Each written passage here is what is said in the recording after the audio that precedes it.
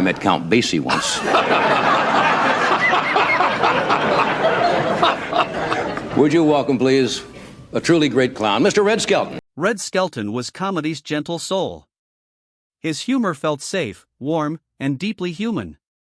He was the man who made America laugh without cruelty, shock, or edge. But behind that carefully protected public image was a marriage that quietly unraveled long before audiences realized anything was wrong.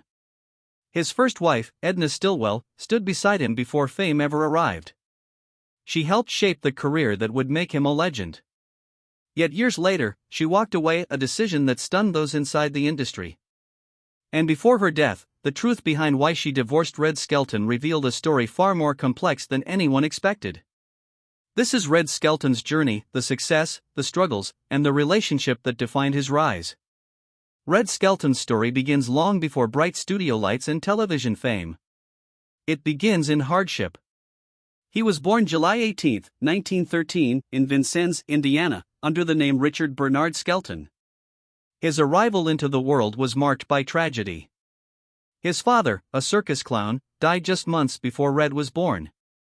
That absence shaped his life in quiet but profound ways. Humor wasn't just entertainment, it became survival.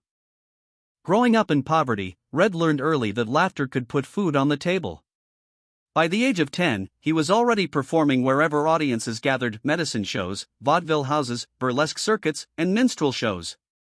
These environments were harsh and unpredictable, but they forged his mastery of timing, physical comedy, and emotional connection. By the time Red reached adulthood, he had already spent years performing for crowds that could turn hostile in seconds. That experience gave him something rare: an instinctive understanding of how to reach people. In 1931, everything changed when Red married Edna Stillwell. She was just 16, he was 19. Their relationship quickly became more than personal, it became professional. Edna was sharp, organized, and deeply creative. She stepped into the role of manager, writer, and strategist, helping structure Red's routines and guiding his career when stability in show business was far from guaranteed. Edna wasn't just supporting Red, she was shaping him. By 1937, Red gained national attention through radio and Broadway. His humor, innocent, expressive, and emotional, resonated deeply during difficult times. In 1938, he made his Hollywood film debut, successfully transitioning his stage persona to the screen. Radio became a cornerstone of his success. From 1941 to 1944, Red hosted a nationally popular radio comedy program, becoming a familiar voice in American homes during World War II. But in 1944, his career paused abruptly when he was drafted into the U.S. Army. His radio show was canceled, and Red was sent overseas. Military service took a toll. While entertaining troops, Red suffered a nervous breakdown and temporarily developed a stutter, a reminder that even those who bring joy carry unseen burdens. After returning home, Red entered the most influential phase of his career. In 1951, The Red Skelton Show premiered on NBC before moving to CBS, where it became one of the most successful variety shows in television history. Red created iconic characters like Freddie the Freeloader, Clem Cattle'Hopper, and Junior the Mean Whittle Kid, characters that blended comedy with vulnerability. Audiences didn't just laugh, they felt something. For nearly 2 decades, Red Skelton was one of the highest-paid and most beloved entertainers in America. But while his public life flourished, his private life grew increasingly complicated. Behind the scenes, Edna Stillwell remained central to his success. She was his chief writer, business manager, and creative anchor. She negotiated contracts, developed characters, and shaped routines that became cultural touchstones. Even after their separation in 1942, Edna continued working with Red professionally until 1952. Their divorce, finalized in 1943, shocked many, not because it was dramatic, but because it was quiet. So why did Edna leave?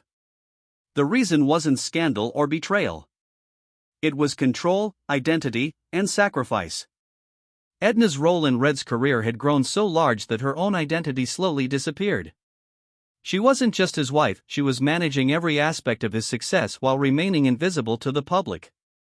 As Red's fame exploded, the power imbalance grew. The industry celebrated him, while Edna's contributions stayed behind the curtain. She made a choice that was almost unheard of for women at the time. She chose her autonomy. Rather than abandoning Red professionally, Edna continued working with him, proving the divorce wasn't rooted in bitterness, but boundaries. She prioritized creative integrity and self-respect over remaining trapped in a marriage where her influence was immense but unacknowledged. Red went on to marry twice more, but tragedy followed. In 1958, his 9-year-old son Richard died of leukemia, a loss that devastated him. In 1976, his second wife, Georgia Davis, died by suicide on the anniversary of their son's death. Professionally, Red faced challenges as the industry changed. In 1970, CBS canceled the Red Skelton show despite strong ratings, shifting toward younger, edgier programming. Red refused to compromise his clean, family-friendly comedy. He returned briefly to NBC in 1971, then retired from network television. Though his TV era ended, Red continued performing live shows and discovered a second passion: painting. His clown artwork reflected the same emotional depth that defined his comedy. In his later years, Red received long-overdue recognition, including a Governor's Award in 1986 and induction into the Television Academy Hall of Fame in 1988. Health issues eventually slowed him down. Decades of physical comedy left lasting damage to his body. He passed away in 1997, leaving behind a legacy built on kindness, resilience, and emotional honesty. Edna Stillwell lived a quieter life after Red. She remarried twice, finding stability away from the spotlight. But her influence never faded. The characters, routines, and comedic structure she helped create remained at the heart of Red Skelton's success. Before her death, the truth became clear. She didn't leave because she stopped believing in Red Skelton. She left because she believed in herself. Her story reminds us that behind every legend is often someone whose name history forgets, but whose impact endures. If you enjoyed this deep dive into Hollywood's hidden truths, make sure to like this video, subscribe to Prestige Buzz, hit the bell icon so you never miss an upload, and let us know in the comments whose story you want next. Because behind every smile, there's always more to the story.